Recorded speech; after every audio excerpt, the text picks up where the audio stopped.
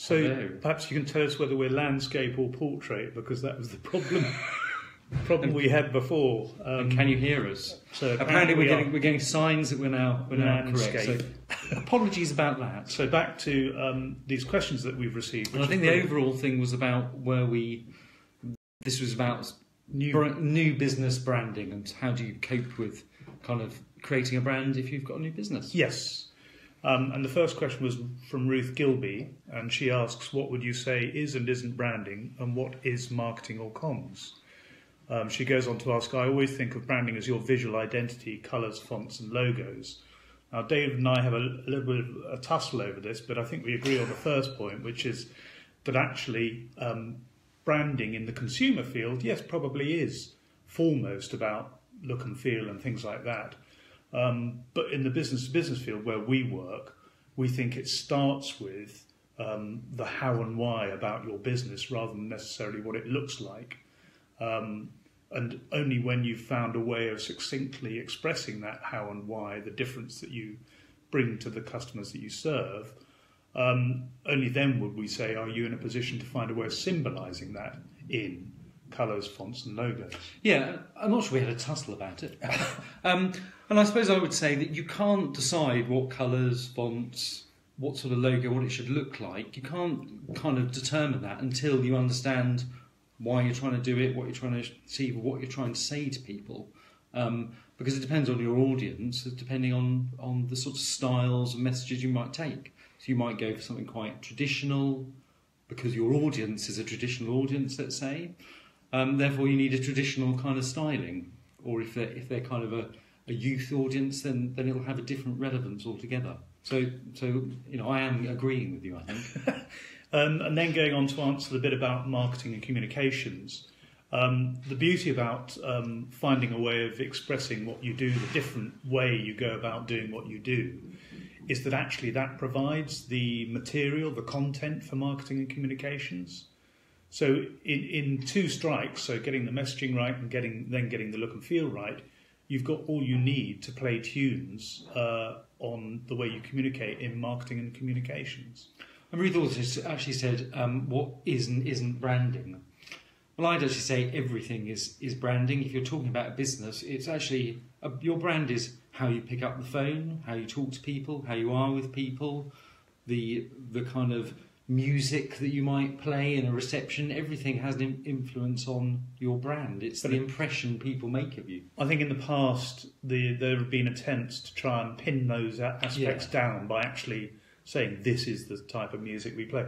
I think branding's about getting the essence, the spirit of what you do and how you do it, how and why you do it, into the way you behave, as it were. And I think that just comes naturally. Once you've found a way of expressing the core thing you do, talking about it, acting on it, behaving it, becomes second nature. Yeah, so if you're a very kind of relaxed, laid back, say, consumer brand, then that's the way in which you would talk to people. If you're an accountant, let's say, and you need to be very formal for whatever reason, then you would have a more formal, a more sort of processed way of dealing with things. So really thinking about your audience and what they might expect is right.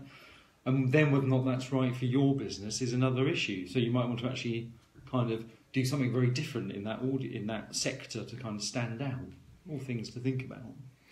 So our second question was from Sarah Bennett, who asks, what order should you tackle it all in? Your logo, your website, the colours, the fonts. What does a business owner need to be sure about before working on their branding? And I think we've kind of started to answer that already.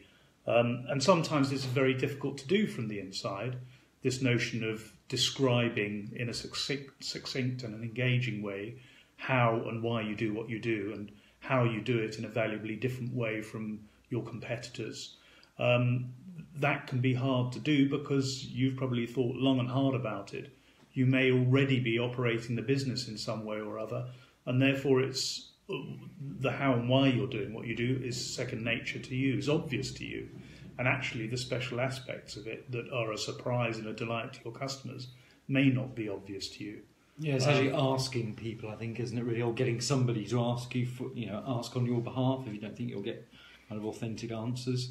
But actually, why do people buy from you? Why do they want to work with you? Because it may not be what you expect. it may be something quite different. And usually in these exercises, we actually find out there are some very pleasant surprises in that. The people come to realise that they're actually rather more special than they thought.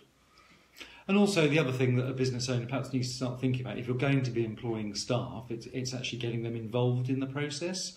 So how many times have you heard organisations said, well, we had a new brand and we spent a lot of money on that, but I don't like it.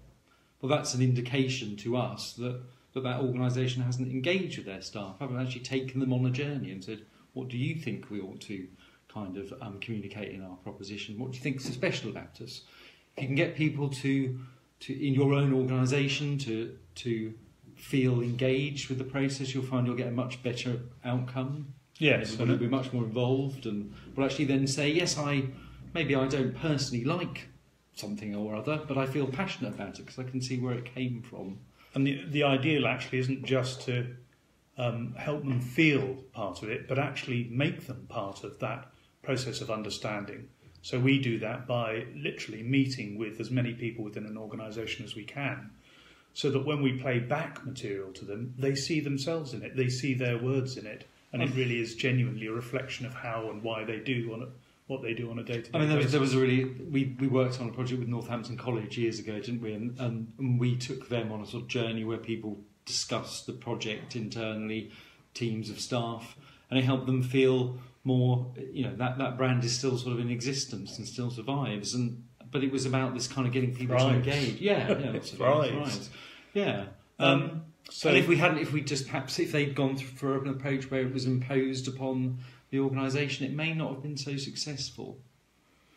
And our third question is from Pip Evan Cook, and she, I think it's a she, I apologise for not knowing that, but asks, how do you know where to start with designing the look and feel of a brand?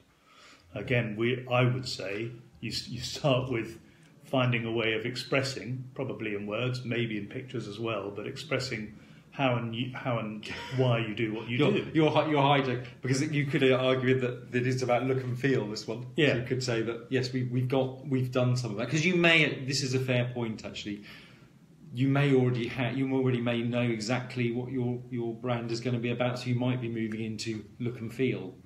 And therefore we would say looking at the competition is an important place to start, looking at what's out there. Do you want to conform to be one of many other organisations and sort of follow a rules, or do you want to be very different? Do you want to stand out? And then probably mood boards or something like that is a really good way of starting to hone in on a look and feel. And I think another aspect too that you can draw on from the how and why aspects, the word aspects if you like, is if you can inject or discover the personality aspects of the way you deliver what you deliver. That will also help guide look and feel. If you can bring some personality to it, and all too often we find with larger organisations where they've written their vision and values, they're all very laudable, but the thing missing from it is the personality of the organisation, which is plain to see when you go in and visit them, but not from their vision and values. So how good would they be if they were injected with the personality? I suppose one thing I would add about, if you're actually thinking about, if you're a designer and thinking about look and feel as a designer, the way I approach things is if I'm going to design a logo for a brand, let's say, the last thing I actually probably do is the logo. Because you've got to kind of work out what story, well, in my mind, I sort of think, well, what story am I trying to tell here? How can I do that? What images might I find that communicate that? What words might I find? And almost sort of bring those together in a melting pot. So eventually some stuff starts coming out. Because in our mind, I think the actual logo, if you like, is going to be the thing that people associate things with. In some ways, it's just an element of your brand. It's the thing people look at and go, oh yeah, I understand what that stands for. So actually, look and feel and those things, I'd say, is really important to look at. The logo sort of comes at the end. So we're pretty well done on our 10-minute slot. Can I just thank those of you that stuck with us through the portrait landscape issues we had at the beginning. And I hope you found that some of the stuff we said is at least thought-provoking. And if we didn't answer any of the questions, then just drop us a line and we'll try and help. Thank you very much. Until next time. Yeah, bye.